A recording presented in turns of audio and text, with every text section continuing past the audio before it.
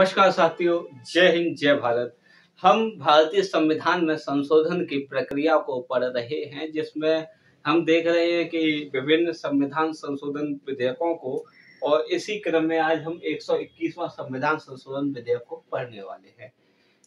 अब तक जो भी संविधान संशोधन पढ़ाए हैं उसमें सबसे महत्वपूर्ण देखा जाए तो 121वां संविधान संशोधन विधेयक है, क्योंकि ये एक ऐसा संविधान संशोधन विधेयक था 121वां जो 99वें संविधान संशोधन के रूप में लागू हो जाता है।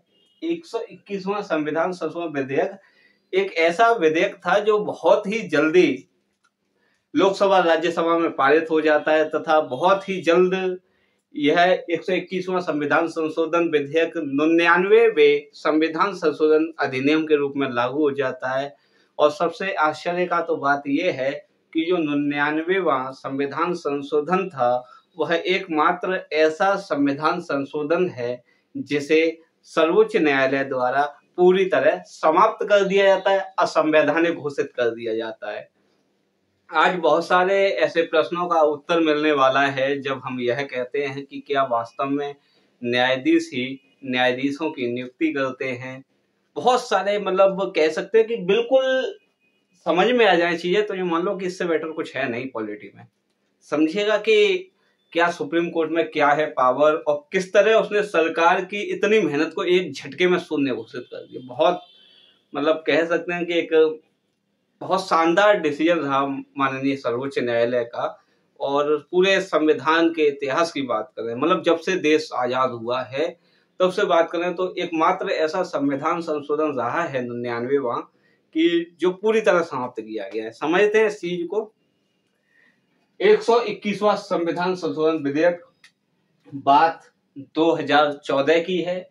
इसके द्वारा न्यायाधीशों की नियुक्ति प्रक्रिया को बदलकर उसके स्थान पर राष्ट्रीय न्यायिक नियुक्ति आयोग एनजैक को स्थापित करना प्रस्तावित किया गया। एनजैक, national judicial appointment commissioner, एनजैक national judicial appointment commission, राष्ट्रीय न्यायिक नियुक्ति आयोग को स्थापित करना प्रस्तावित किया गया। इससे पहले ऐसा प्रयास हमारी डॉक्टर मनमोहन सिंह की सरकार भी कर चुकी थी, लेकिन वह विधेयक लोकसभा में रखा गया था और लोकसभा भंग हो जाने का समाप्त हो गया था। और सरकार बदलती है 2014 में, आप सबको पता है, मुझे भी पता है कि सरकार बदली और माननीय नरेंद्र मोदी के नेतृत्व में नई सरकार बनती है और नई सरकार 121वां संविधान संशोधन विधेयक लेकर के आती है, जिसके द्वारा न्यायाधीशों की नियुक्ति प्रक्रिया यानी कि जो कॉलेजियम व्यवस्था है उसको बदलकर राष्ट्रीय न्यायिक नियुक्ति आयोग को स्थापित करना प्रस्तावित किया गया। अक्सर हम व्हाट्सएप पर, ट्विटर पर, सोशल मीडिया पर यह देखते हैं कि न्यायाधीशों की नियुक्ति न्यायाधीश ही करते हैं, कॉलेजियम व्यवस्था पर सवाल उठाए जाते हैं। तो उन पूरे समाधान करने के लिए कॉलेजियम व्यवस्था का राष्ट्रीय न्यायिक नियुक्ति आयोग का गठन करना प्रस्तावित किया गया। ठीक है जी, 121वें संविधान संशोधन विधेयक द्वारा। क्लियर? दोबारा देखिएगा, 121वां संविधान संशोधन विधेयक वर्ष 2014 की बात। इसके द्वारा न्यायाधीशों की नियुक्ति प्रक्रिया को बदलकर उसके स्थान पर राष्ट्रीय नियुक्ति आयोग को स्थापित करना प्रस्तावित किया गया, यानी कि एनजैक की स्थापना की जाएगी। इस राष्ट्रीय नियुक्ति आयोग की स्थापना करने के लिए एक प्रस्ताव और पहले लाया गया था। वहां न्यायिक नियुक्ति आयोग था, इन्होंने राष्ट्रीय शब्द लगाया तब नहीं ला। वह जो प्रयास किया गया था वह प्रयास डॉक्टर मनमोहन सिंह, सॉरी मैं क्षमा चाहूंगा, राजेंद्र प्रसाद जी का नाम आया है।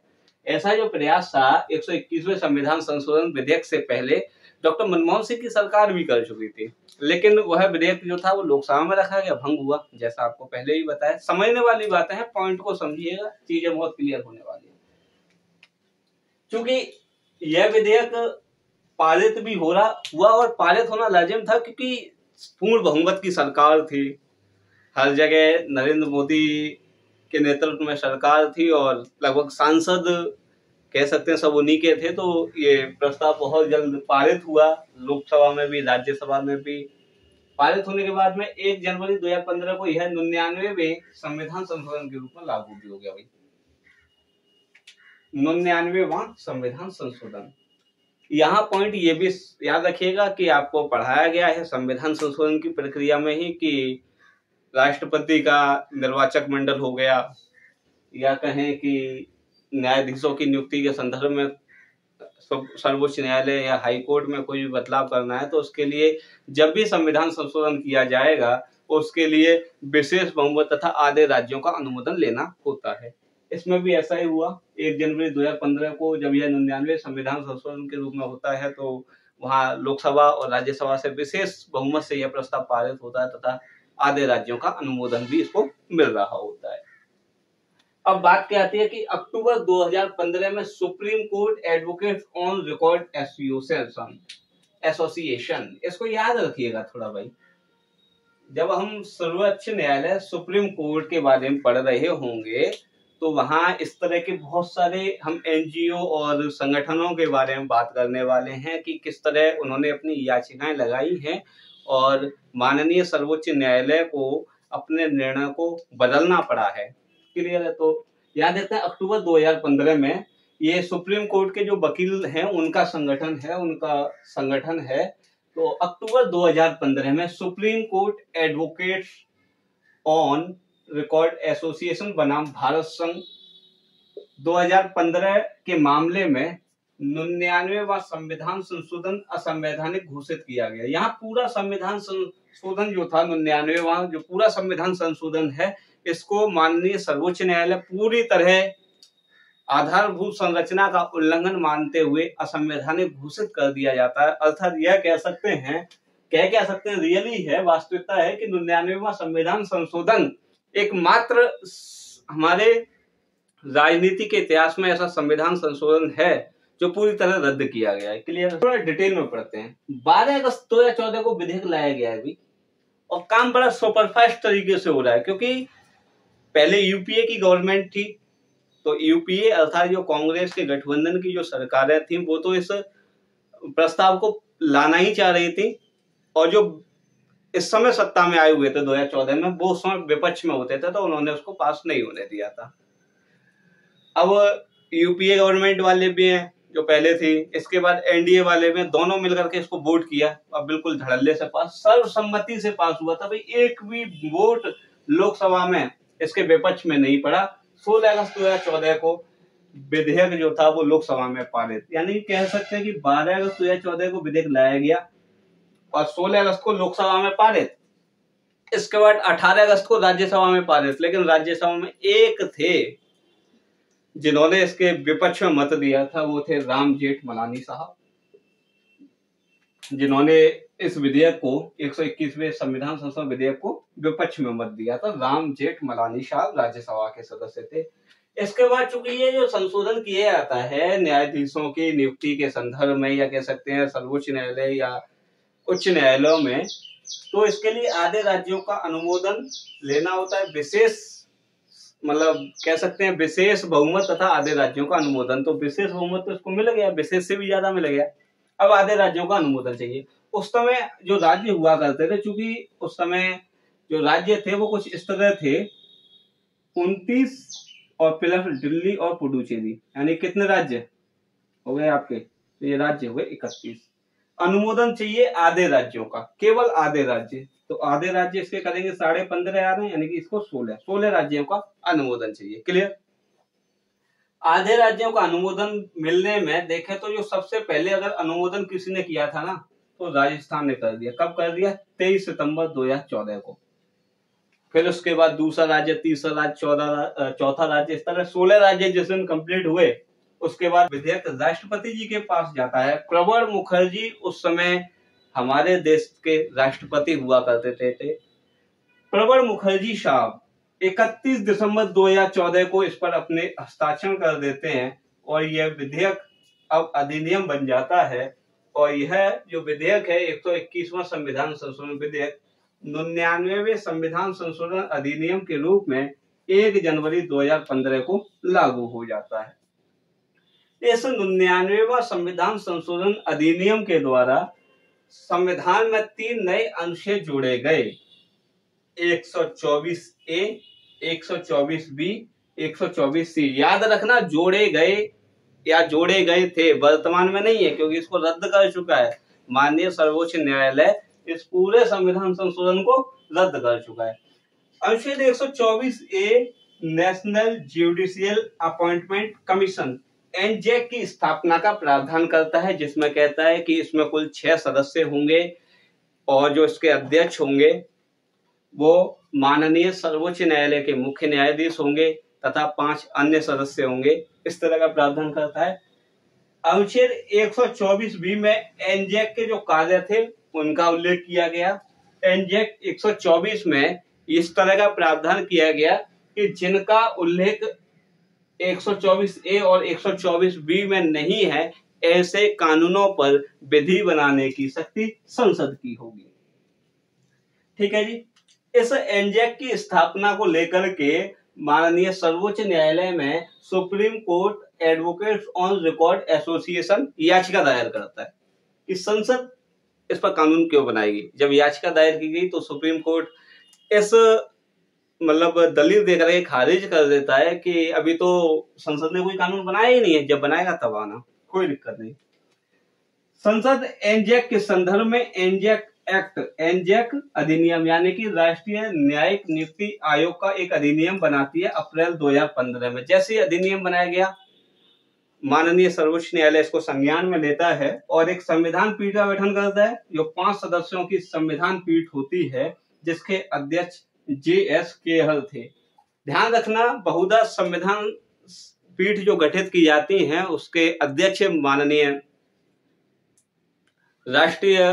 सर्वोच्च न्यायालय के मुख्य न्यायाधीश होते हैं या अन्य वरिष्ठतम न्यायाधीश होते हैं। लेकिन जब एनजेक के संदर्भ में संविधान पीठ का गठन किया गया था तो वहां मुख्य न्यायाधीश या अन्य वरिष्ठ न्यायाधीश में से कोई भी इसका अध्यक्ष नहीं बना था, इस संविधान पीठ का अध्यक्ष नहीं बना है। उसका एक कारण था क्योंकि उनका प्रस्ताव ये था, माननीय उस समय जो भी हमारे थे सुप्रीम कोर्ट के न्यायाधीश, उनका कहना यह था कि मैं कॉलेजियम व्यवस्था में भी हूं और इसमें भी रहूंगा, तो इस तरह की बात सुइटेबल नहीं है। इसलिए JS केहल साहब को यहाँ संविधान पीठ का अध्यक्ष बनाया गया और JS केहल साहब ने जो डिसीजन दिया, संविधान पीठ ने जो निर्णय दिया, वो निर्णय ये था कि 16 अक्टूबर 2015 को इस पूरे 99वें संविधान संशोधन को असंवैधानिक घोषित किया, आधारभूत संरचना का सिद्धांत बताते हुए, और उसी के साथ समझने की कोशिश करेंगे कि किस तरह खारिज किया गया हो। 124 से इसके द्वारा एनजेक की स्थापना की गई।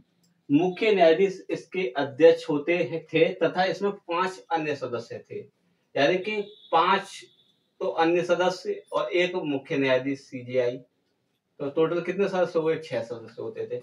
उच्चतम न्यायालय में 2 वरिष्ठतम न्यायाधीश यानी कि 2 सदस्य ये भारत का विधि मंत्री तथा राष्ट्रपति द्वारा नियुक्त 2 अन्य व्यक्ति इसमें सदस्य होते थे। कहने का मतलब है एनजेक की स्थापना का उल्लेख अनुच्छेद 124A में किया गया था, जिसमें कुल 6 सदस्य हुआ करते थे, जिसमें एक तो हो गए CJI, chief justice of India, अध्यक्ष इसके। ठीक है जी। इसके बाद में 2 वरिष्ठ न्यायाधीश इसमें सदस्य के रूप में है। आगे देखेंगे, एक भारत का विधि मंत्री इसमें सदस्य के रूप में है। इसके बाद 2 जो व्यक्ति होंगे वो राष्ट्रपति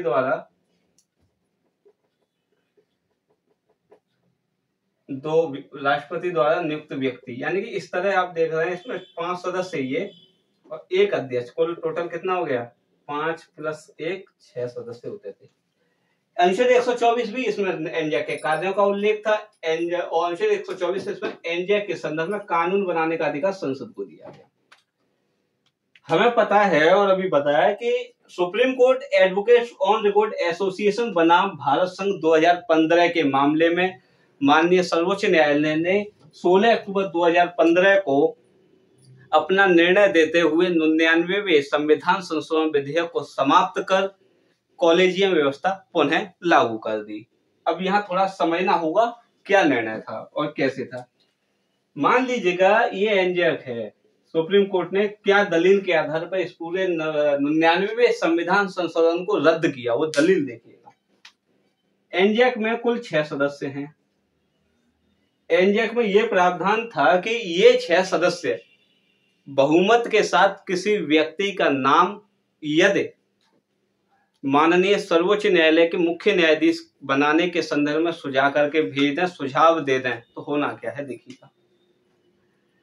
यानी कि 6 सदस्यों का बहुमत देखें तो कितना हुआ, 4। ठीक है भाई, यहां हमारा राष्ट्रपति है। समझने की कोशिश करना। मान लीजिएगा 6 सदस्य हैं और 6 सदस्यों में से 4 सदस्य किसी ए व्यक्ति के नाम को सर्वोच्च न्यायालय का मुख्य न्यायाधीश बनाना चाहते हैं। तो होगा क्या, ये जो चारों हैं इस ए नाम के व्यक्ति का प्रस्ताव राष्ट्रपति के पास भेजेंगे। ठीक है, और जब हम सुप्रीम कोर्ट पढ़ेंगे, सर्वोच्च न्यायालय पढ़ेंगे, तब इस पूरे में डिटेल से बात करेंगे। फिलहाल समझिएगा 1998 में माननीय सर्वोच्च न्यायालय ने यह निर्णय दिया था कि कॉलेजियम की सिफारिश को राष्ट्रपति एक बार पुनः विचार के लिए लौटा सकता है। उसी आधार पर मान लीजिएगा इस ए व्यक्ति का नाम गया और राष्ट्रपति ने इसको पुनः वापस कॉलेजियम के लिए लौटा दिया कि भाई नाम दूसरा लाइए। और फिर भी एनजैक के सदस्य इसी ए नाम के व्यक्ति को माननीय सर्वोच्च न्यायालय में न्यायाधीश बनाना चाहते हैं। मान लीजिएगा ये दोबारा इसी को बनाना चाहते हैं, तो अब ये क्या इसका दोबारा नाम भेजाएगा, ये चारों द्वारा तो नहीं। तो सरकार की दलील थी कि नहीं, इसके लिए सर्वसम्मति चाहिए। क्या चाहिए, सर्वसम्मति। और सर्वसम्मति शब्द को सुप्रीम कोर्ट ने पकड़ लिया और उसी आधार पर इस पूरे 99वें संविधान संशोधन को रद्द कर दिया। सर्वसम्मति कैसे, क्योंकि इसमें एक सदस्य कौन है, विधि मंत्री। एक सदस्य कौन है, विधि मंत्री। सर्वसम्मति का मतलब 6 के 6, और विधि मंत्री नहीं, भाई सरकार का आदमी नहीं चाह रहा कि ए नाम का व्यक्ति सर्वोच्च न्यायालय में न्यायाधीश बने या मुख्य न्यायाधीश बने, तो ये तो अपनी मतलब सम्मति देगा ही नहीं, अपनी सम्मति देगा नहीं, तो इस आधार पर ये कभी मुख्य न्यायालय मतलब न्यायालय का न्यायाधीश तो बन ही नहीं पाएगा, सर्वोच्च न्यायालय का कभी मुख्य न्यायाधीश तो बन ही नहीं पाएगा।